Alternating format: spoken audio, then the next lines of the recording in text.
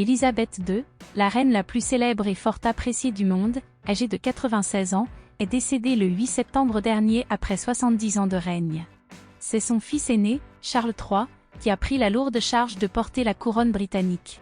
Après d'émouvants hommages, et une période de deuil national de 11 jours, les adieux de la souveraine ont été officialisés lundi 19 septembre 2022 lors de ses obsèques. Dans cette période historique, les premiers faits et gestes du roi Charles III ont été scrutés dans les moindres détails. Face à cette lourde charge de monarque qui lui incombe, il pourra compter sur son épouse Camilla Parker Bowles.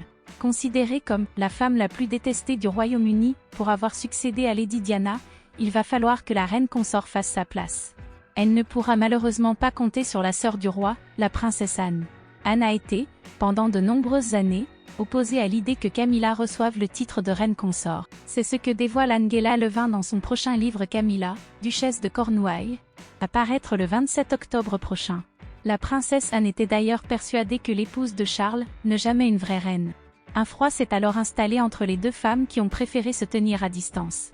Comme beaucoup de gens qui ne connaissaient pas bien Anne, Camilla a trouvé son comportement glacial et quelque peu déconcertant à supporter, écrit l'autrice.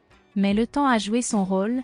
Anne a pu constater par elle-même combien Camilla a travaillé dur pour la monarchie et son sens du devoir. Petit à petit, elle est devenue plus conciliante, précise Angela Levin. Pour la biographe, les propos de la princesse peuvent s'expliquer par une querelle de cœur. En effet, Camilla Parker Bowles a entretenu une relation avec un ancien officier de l'armée britannique, Andrew Parker Bowles. La sœur du roi Charles avait elle aussi une relation avec cet homme. Un triangle amoureux, un autre, difficile à gérer.